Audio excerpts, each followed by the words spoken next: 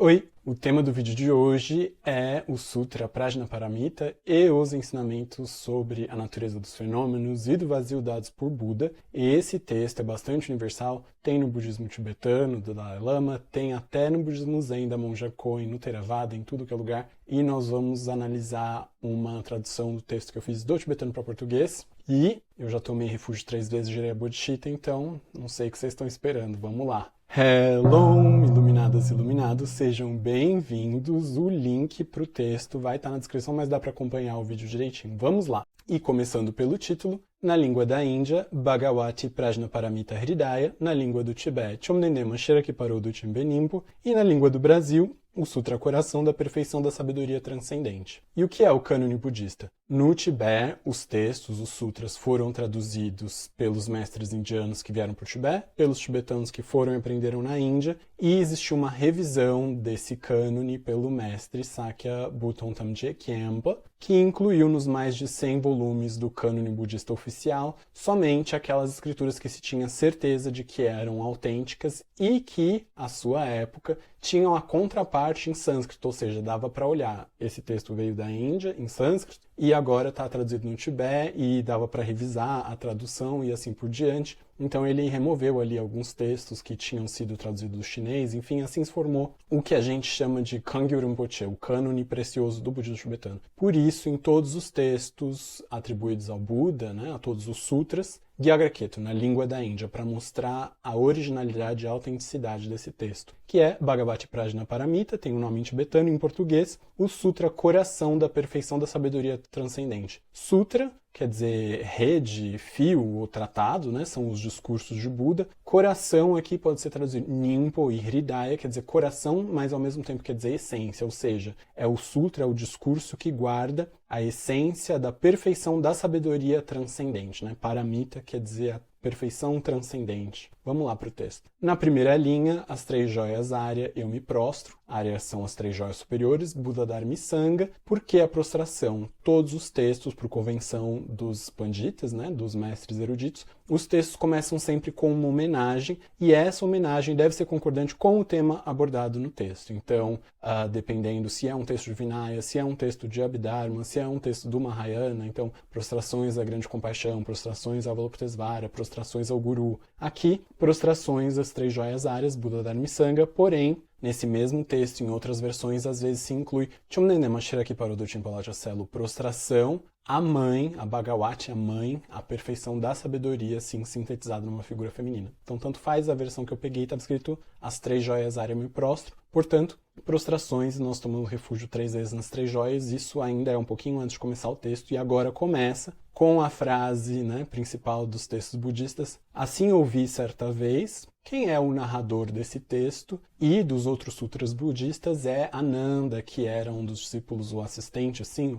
o personal assistant do Buda Shakyamuni, e Ananda tinha, entre várias qualidades, a sua memória excelente, ele nunca se esquecia dos ensinamentos, palavra por palavra, e Buda tomou um compromisso que não ensinaria de jeito nenhum, em lugar nenhum, sem que Ananda estivesse presente. Então ele foi testemunha de todos os discursos, de todos os tratados e de todos os ensinamentos dados pelo Buda Shakyamuni em vida. E algum tempo depois da morte do Buda, do Paranirvana, a Sangha dos seres iluminados, dos discípulos Arhats, se reuniu em torno de Ananda, e ele repetiu, e assim foram anotados, e surgiu a compilação dos sutras e de todos os ensinamentos que Buda Shakyamuni tinha dado. Portanto, ele é o narrador. Assim ouvi certa vez. Ele estava presente ali naquela ocasião. O que vai acontecer na história desse sutra? O Bhagawan, que é o abençoado, é um epíteto do Buda, estava em Rajagriva, sobre o pico dos Abutras. Fica na Índia, no estado de Bihar, eu já fui lá, enfim, não importa. O Buda é uma colinazinha, assim, não é um Everest da vida. É bem tranquilo de subir. Assim ouvi certa vez. O Bhagawan, o abençoado, estava em Rajagriva, sobre o pico dos Abutres, acompanhado de uma grande sangha, né, de um grande grupo, uma comunidade grande de bhikshus, que são monges plenamente ordenados, monges budistas, e uma grande sangha de bodhisattvas reunidos, ou seja, monges, né, praticantes do caminho de monge, e praticantes do caminho de bodhisattva, que é o caminho que aspira à iluminação pelo benefício de todos os seres sencientes, que não necessariamente são monges, alguns leigos, enfim. Nessa ocasião,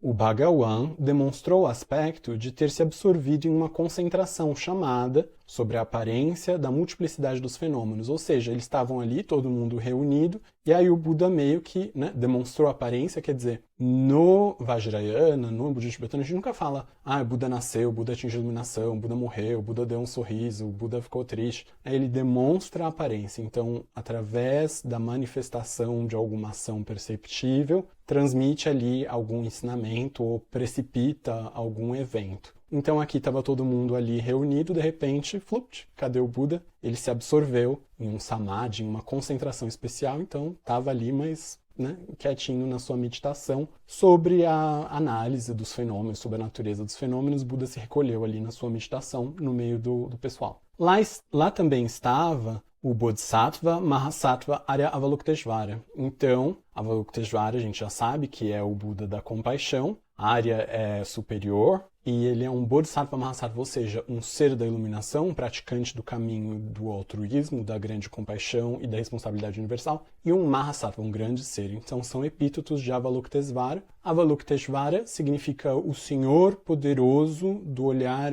gentil, ou que tem um olhar sereno. Então é o jeito, a forma como Avalokiteshvara contempla e olha de uma maneira calma sobre todos os fenômenos e todos os seres. Então, Ananda estava ali, estava o Buda meditando, e nesse lugar também estava Avalokiteshvara. E o que ele estava fazendo? Engajado na visão perfeita da natureza profunda da perfeição da sabedoria transcendente, aplicada também sobre os 5 agregados, vendo sua natureza como completamente vazia. Ou seja, Buda estava ali quietinho no seu canto absorto. E Avalokiteshvara estava meditando sobre a natureza do vazio, a vacuidade de todos os fenômenos, aplicada sobre os 5 agregados, que são as 5 partezinhas da nossa existência, Como às vezes na escola a gente divide, o que é a pessoa? É cabeça, tronco e membros, Divide em 3. Na literatura budista a gente divide a pessoa em 5 componentes que a gente vai ver mais tarde. Então Avalokiteshvara estava ali vendo os agregados do corpo e da nossa existência, pessoal, os componentes da pessoinha como completamente vazios. Então, pelo poder da influência de Buda,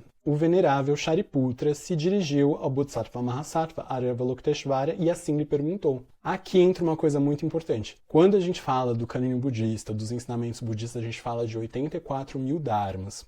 Esses 84 mil dharmas, que são os antídotos para 84 mil possibilidades de venenos mentais, de perturbações da mente. Então tem uma forma de calcular isso, tem 3 venenos, tem ignorância, raiva e desejo, e eles vão se misturando, se multiplicando, dá em 84 mil, e para cada um deles tem um antídoto, que é um ensinamento ou uma instrução de dharma. Porém, desses 84 mil ensinamentos, 80 mil foram dados por Buda pessoalmente. Então ele falou, não mate, faça isso, não faça aquilo. 2.000 foram dados pelos Arhats, por discípulos avançados no caminho do Theravada, do que a gente chama de Hinayana, e outros 2.000 dados pelos Bodhisattvas, que é o caso aqui, ou seja, o ensinamento vai ser dado por Avalokiteshvara, que é um Bodhisattva, e precipitado, como diz assim, pelo poder da influência de Buda, vai ser feita a pergunta, Avalokiteshvara dá um ensinamento, e ao final do sutra, Buda desperta da sua meditação e confirma. É isso mesmo, excelente, excelente, é assim como você disse, ou seja, dessa forma, esse ensinamento pertence ali aos que foram dados, aos 2.000 ensinamentos dados pelos Bodhisattvas. Então, pelo poder da influência de Buda, o venerável Shariputra se dirigiu ao Bodhisattva Mahasattva Arya Avalokiteshvara e assim lhe perguntou. Shariputra era um dos 2 discípulos principais de Buda e com qualidades excelentes. Se por um lado, Ananda era o assistente e era aquele que tinha o poder mnemônico ou a memória perfeita,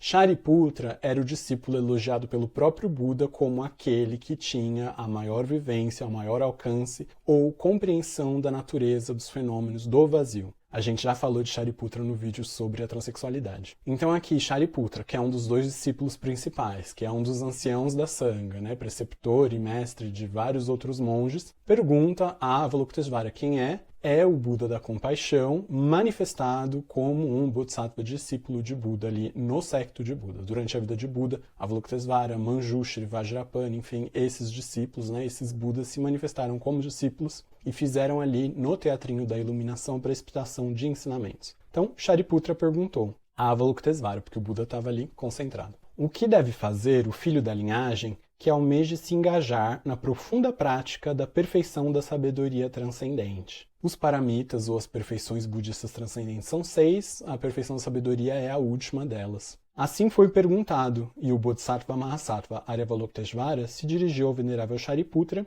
e então lhe respondeu: Shariputra, qualquer filho da linhagem ou qualquer filha da linhagem que deseje se engajar na prática profunda da perfeição da sabedoria transcendente deve contemplar perfeitamente da seguinte maneira, aplicando exatamente aos 5 agregados a visão perfeita e correta do vazio. Se a gente olhar, apesar de ser um texto bastante curto, a linguagem às vezes é um pouco repetitiva, tem frases inteiras que se repetem várias vezes, mas Avalokitesvara aponta, aquele que quiser praticar a perfeição da sabedoria, que quiser encontrar com o vazio, né, basicamente vai dizer, não deve procurar um vazio lá fora, mas trazido e aplicado para a própria natureza da sua existência, dos seus 5 agregados. Vamos continuar na leitura. A forma é o vazio é a forma. A vacuidade não é distinta da forma, nem é a forma, de modo algum, distinta da vacuidade. Similarmente, sensação, discriminação, fatores composicionais e consciência são todos vazios. Esses são os 5 agregados que foram mencionados lá atrás. Assim, Shariputra, todos os fenômenos são vazios, sem característica. Não há origem, não há cessação.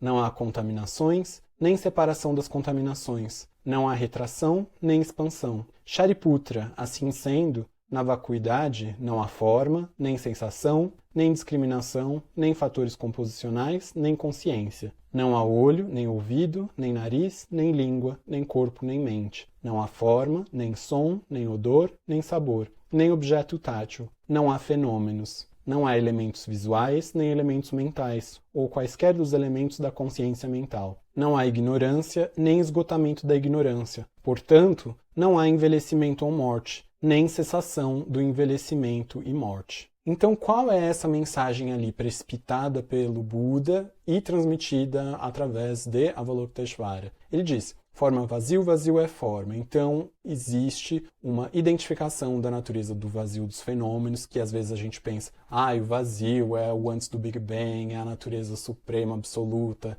é o fim do mundo, é o comer, é o antes do começo, é o depois do fim. Ou então, né, não sei se vocês assistiram aquele vídeo, Everything Everywhere, como que é? O nome esqueci agora. Mas tem uma cena que tem meio que um vazio, é um olho, assim, que chupa a existência das coisas. Enfim, a gente tem essa tendência a pensar numa coisa, né, o lado de lá, o samsara e o nirvana, eu tô aqui no samsarão, de meu Deus. E ele diz, não, a forma é vazio é a forma, ou seja, o shape das coisas, toque, né? A parede é dura, de concreto, mas ela é permeada por uma natureza, né, que do lado de lá é percebida como vazia. E essa natureza vazia possibilita a existência, né? De uma certa maneira, às vezes se correlaciona isso com a matemática, né? Que o zero dá a permissão dos números existirem. Ou seja, ele retoma tópicos da transcendência, da natureza do vazio, porém ali sincretizados, unidos, estabilizados com a existência. Forma é vazio é forma,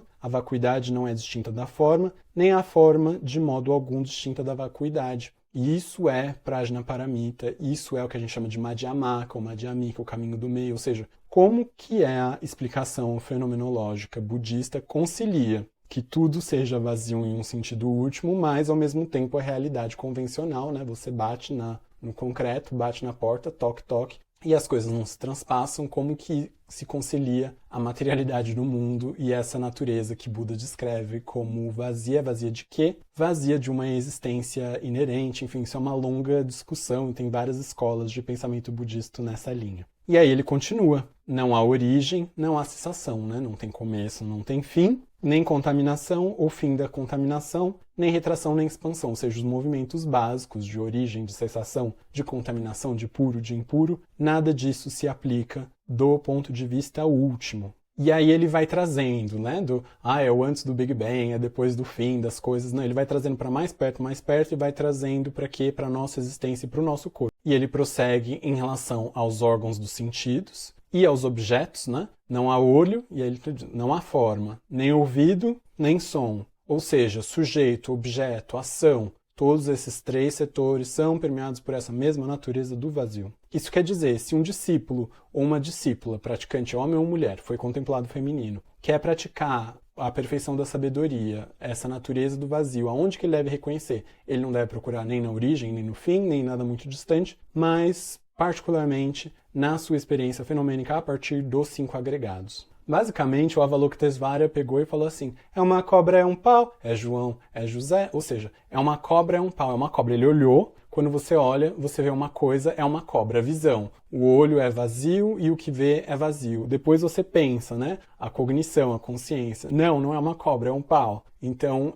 essa percepção e aquela existência que a gente imputou naquele objeto que foi visto também são permeados pelo vazio. É um espinho na mão, é um corte no pé, a sensação tátil, né? Então, as sensações que nós temos, as percepções mentais, contato físico com as coisas, auditivo, enfim, tudo isso é permeado pela natureza do vazio. E a próxima frase, não há ignorância, nem esgotamento da ignorância, portanto, não há envelhecimento ou morte, nem cessação do envelhecimento e morte. Assim não existem o sofrimento, a origem, a cessação, nem o caminho. Qual foi o primeiro ensinamento que a gente aprendeu? As 4 nobres verdades. Buda escapou a primeira vez do palácio, teve encontro ali com o envelhecimento, com a morte, enfim, e agora já está dizendo, não há envelhecimento nem morte. E o que ele realizou depois de algum tempo? As 4 nobres verdades. Buda disse, Dukkam, existe o sofrimento, existe a origem do sofrimento, cessação, e o caminho são as 4 nobres verdades. E aqui está dizendo, não existe sofrimento, não existe origem, não existe cessação, não existe caminho. Ou seja, eu quero dizer agora o oposto do que eu disse antes. Como que a gente concilia, no primeiro discurso, Buda afirmar a existência das 4 nobres verdades, e aqui, sem sofrimento, sem origem, sem cessação, sem caminho. Continua. Não há sabedoria, sua realização, nem sua não realização. Dessa perspectiva, Shariputra, como os bodhisattvas não têm nada a atingir, repousam amparados na perfeição da sabedoria transcendente. Ou seja, ele traz aqui o protagonismo da prática perfeita, da perfeição da sabedoria, da compreensão da natureza da existência, da conciliação da existência material e da vacuidade última dos fenômenos de uma forma funcional, como o caminho praticado não pelos arhats, mas por aqueles que trilham a senda do bodhisattva, que estão destinados a atingir a onisciência, o estado supremo de Buda, que é uma curiosidade também, apesar disso também ser falado e praticado com bastante intensidade no caminho Theravada. Vamos lá. E, como em suas mentes, nas mentes dos bodhisattvas, não há obscurecimentos, também não há medo. Transcendendo muito além dos enganos, acessam perfeitamente o estado final do nirvana, além das dores. Aqui não está se referindo ao nirvana no estado de cessação, mas nirvana, né, aquilo que foi além do sofrimento, além da dor, né? A palavra é dor. Porque no caminho de Bodhisattva existem 2 asas, né? A compaixão, o método e a sabedoria, ou seja, a compaixão, a bodhicitta, a mente da responsabilidade universal é uma asa, e a outra asa para se decolar, que é a cognição e o entendimento, a compreensão da natureza de existência dos fenômenos. Por quê? Com a asa da compaixão e da bodhicitta, o que se faz? Se toma o bem-estar de todos os seres e se age e se dedica em prol de todos os seres, e isso completa o primeiro acúmulo, que é o acúmulo virtuoso, ou seja, as causas kármicas positivas multiplicadas, né, pelas ações positivas, multiplicado pelo número de seres ao qual se traz para o nosso coração. Então se completa o acúmulo, né, que é meio que o combustível kármico para a nossa iluminação. E em segundo lugar, o que se precisa? Não só você precisa de um acúmulo, né, de estar com a conta cheia de karmas positivos, mas a ignorância só vai ser ceifada, né, por um lado, a compaixão, a bodhicitta, ceifam e detêm nossa raiva, o nosso desejo, enfim. Mas a ignorância é em relação, né, à nossa existência. Quando a gente pensa uma pessoinha muito concreta. E em relação ao modo de existência dos fenômenos, só pode ser cortado porque por prajna paramita, pela perfeição da sabedoria. Então, verdadeiramente, os seres que cumprem, compreendem e trilham todos os caminhos, estão destinados a se tornarem Budas, são aqueles que praticam no caminho de Bodhisattva, que é o caminho onde está integrado, né, de uma forma completa, todos os estágios das perfeições, incluindo de Prajna Paramita. Dessa perspectiva Shariputra, como os Bodhisattvas não têm nada a atingir, repousam amparados na perfeição da sabedoria transcendente. E, como em suas mentes não há obscurecimentos, também não há medo, porque quando a gente olha, né, os seres do refúgio budista, a gente tem os Budas, os Pratyeka Budas, os Arhats, os Shravakas, enfim, tem uma lista de seres. Porém, em particular, os Pratyeka Budas e os seres, os Arhats, né, eles são objetos de refúgio, mas eles ainda têm alguns pequenos obscurecimentos. Então, de verdade, os Bodhisattvas são aqueles destinados ao estado de Buda, onde sim existe uma onisciência completa e ilimitada. E como em suas mentes não há obscurecimentos, também não há medo. Transcendendo muito além dos enganos, acessam perfeitamente o estado final do Nirvana além das dores. Todos os Budas que existam, residentes nos 3 tempos. E aqui, residentes nos 3 tempos é uma forma redundante ou poética, né? No passado, os Budas do passado, os Budas do presente, os Budas do futuro, quaisquer Budas que possam vir a existir, ou que tenham existido, ou que existam, amparados pela perfeição da sabedoria transcendente, manifestam a iluminação perfeita, completa e insuperável dos Budas plenos, ou seja, no momento em que os Bodhisattvas, né, completam o seu acúmulo e despertam, ou se apoiam, né, apoiados ou sustentados, cultivando esse estado mental, é que eles se transformam em Budas completos. Agora, quanto ao mantra da perfeição da sabedoria transcendente, o mantra do grande conhecimento, o mantra insuperável, o mantra que se iguala ao inigualável, o mantra que pacifica completamente todos os sofrimentos. Por não ser falso, deve ser conhecido como verdadeiro. Proclamarei o mantra da perfeição da sabedoria transcendente. Tayata Om Gate Gate Paragate Parasamgate Bodhisoha. E aqui ele dá um mantra, uma fórmula que pode ser repetido para evocar essa lembrança, né? Um dharani, então ele traz essa lembrança, ao mesmo tempo ele é quase que uma frase. Então esse Tayata, e aí esse Om está em colchetes, porque não está no texto original, mas no budismo tibetano geralmente nesse ponto se inclui um Om, por outras, né, por razão da união do corpo falimente, enfim, e porque o Om é o símbolo da expansão. Gategato quer dizer foi completamente e além. Bodhisoha, que essa, né, iluminação que é transcendente, que se iguala ao inigualável, que supera o insuperável, enfim, que essa se estabeleça na minha mente, essas qualidades. Então tem esse mantra, que é a síntese tanto escrita, simbólica, e de um processo esotérico de bênção, né? Desse ensinamento está registrado, guardado nesse mantra, que é repetido com pronúncias um pouquinho diferentes, mas quase que universalmente em todas as formas de budismo. E Avalokiteshvara continua. Shariputra, os Bodhisattvas e os Mahasattvas devem praticar a profunda perfeição da sabedoria transcendente dessa maneira, fecha aspas, ele acabou o discurso. Então teve a pergunta, como deve praticar? Shariputra perguntou. E Avalokiteshvara responde, aplique aos fenômenos externos, mas principalmente à natureza da própria existência dos fenômenos e também do euzinho com as nossas 5 pedaços, nossas 5 partes de ser, e dá um mantra para que condensa essa prática. Então, o Bhagawan, o Buda Shakyamuni, o abençoado, despertou da sua concentração, né, abriu o olho, levantou, enfim, e enalteceu o Bodhisattva Mahasattva Aryavalokiteshvara. É isso, lexo, quer dizer, excelente, é isso aí. Ó filho da linhagem, assim o é, filho da linhagem, assim, tal como revelaste, é que se deve praticar a profunda perfeição da sabedoria transcendente, para o deleite de todos os Tathagata. E aqui volta naquele ponto dos 84 mil ensinamentos que Buda desperta da meditação, né? E ele causou ali aquela situação, fez aquela cena acontecer, e ele emerge e confirma. Excelente, é isso aí, filho da linhagem, porque Avalokiteshvara está no caminho de Bodhisattva, ou seja, é aquele que se manifestará como Buda. E segundo Buda, aquele que praticar a maneira ensinada por Avalokiteshvara manifestará a iluminação e agradará a todos os Tathagatas. E aqui vale dizer que tem, né, em outros textos, que diz que quando a gente desperta pela primeira vez o pensamento da Bodhicitta e da asa, né, que a gente chama de método da compaixão, da responsabilidade universal, os Budas que estão nas terras puras é como se tivesse um abalo sísmico, assim, que as terras puras tremem e os Budas regozijam, né?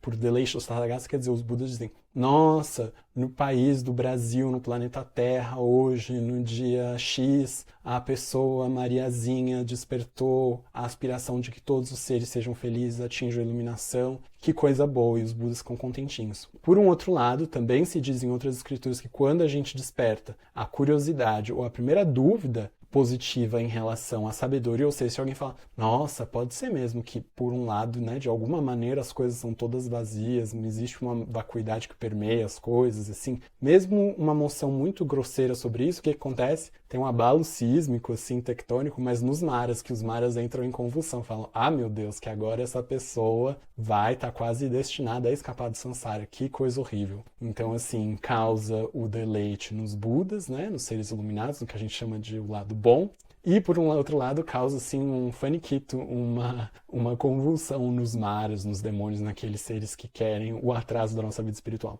Então, Buda confirma, e aí acaba, né, fecha aspas, a fala de Buda. O Bhagawan volta, né, a Nanda contando a história. O Bhagawan proferiu tal discurso, ao que o discípulo venerável Shariputra, o Bodhisattva Mahasattva Aryavalokiteshvara e todo o séquito de discípulos, né, que estava toda a sangha ali reunida, bem como a assembleia de deuses humanos, asuras, gandharvas e outros seres mundanos, ou seja, seres místicos ali, mágicos, que estavam por ali também, e outros seres mundanos se jubilaram, se regozijaram, ficaram alegres diante do que proferira o Bhagawan. E assim acaba o texto. Eu quis trazer uma apresentação rápida sobre esse tema. A gente nem falou muito sobre a natureza do vazio. Tem uma história, estava tendo um ensinamento sobre o Madhyamika, né, o caminho do meio, que é a maneira a qual a interpretação que se dá no budismo tibetano para esse ciclo de ensinamentos do Prajnaparamita. E aí, na cozinha do mosteiro, tava tocando o telefone e o cozinheiro cozinhando e todo atormentado, né? Curso, aí a casa tá cheia, tem 200 pessoas, enfim, corre com comida com almoço, tocou o telefone, que era a mãe de uma monja. E ele atendeu, assim, mexendo na panela, atende o telefone e fala, fulana, sua mãe tá ligando, não sei o que, atende o telefone. E ela falou assim, eu não existo. E esse cozinheiro virou um tabefe que essa mulher rodopiou, assim. Tá certo? Não, não tá certo. Porém, de um lado, também é bastante ridículo a gente começar a falar, eu não existo, é tudo vazio, tudo dá em nada, né? Isso vai completamente na contramão das explicações, né, da intenção de Buda, de Avalokiteshvara, de Shariputra, dos tratados de Nagarjuna e dos mestres. Então, vacuidade não é um assunto básico, não é o nosso primeiro contato com os ensinamentos, porque não adianta falar que tudo é vazio, né? Na hora que a gente põe a mão, o fogo queima, a água molha, mas ficamos com essa perspectiva ou com minimamente essa dúvida, falando, nossa, pode ser, né, que por um lado as coisas se encaixam, mas ainda assim tem um quê a mais. Entretanto, mais importante na fase que a gente está é se concentrar no método, né, no desenvolvimento da motivação correta, do altruísmo, principalmente. A gente pode voltar nesse tema nos próximos vídeos. Deixem algum comentário, vou deixar o link do PDF aqui no meu Drive, na descrição do vídeo. Se inscrevam, curtam e compartilhem, se vocês tiverem alguém que possa se interessar por esses temas, e a gente volta no próximo vídeo. Acho que é isso. Espero não ter esquecido de nada. Abracinho, tchau, tchau!